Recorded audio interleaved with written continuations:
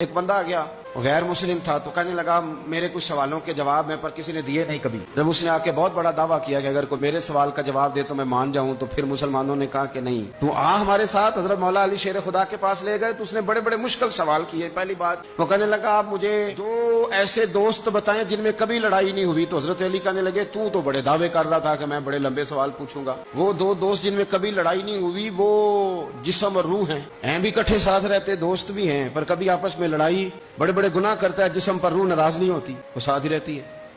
اس کی آنکھیں کھل گئیں، اس کو تو کبھی جواب ہی نہیں ملا تھا۔ کہنے لگا اچھا وہ 2 ایسے دوست پھر بتائیں جن میں کبھی صلح نہیں ہوئی۔ تو فرمایا وہ موت اور حیات ہیں، جب موت آتی ہے تو پھر زندگی باقی ان کی صلح نہیں ہو سکتی، اکٹھے رہ ہی نہیں سکتے۔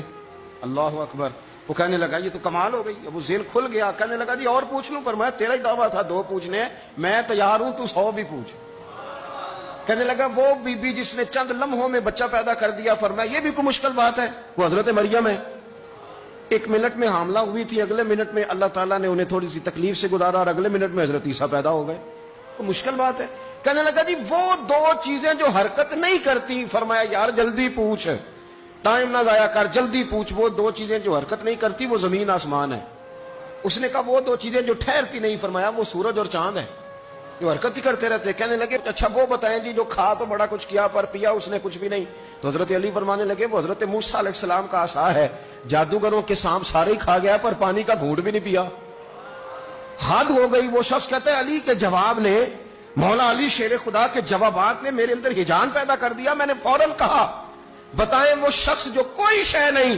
تو حضرت علی کہنے لگے جو میرے نبی کا کلمہ نہ پڑھے وہ کوئی شے نہیں۔ کہنے لگے وہ بتائیں جو بڑی شے ہو۔ فرمایا جو چاہے کہ اس کی عزت کعبے سے بھی زیادہ ہو جائے اور وہ بڑی شے بن جائے تو وہ محمد عربی کا کلمہ پڑھ جائے۔ کافر کوئی شے نہیں اور مومن ہے بڑی شے۔ اس نے ہاتھ آگے بڑھایا، کہنے لگا پھر پڑھائیے مجھے بھی کلمہ۔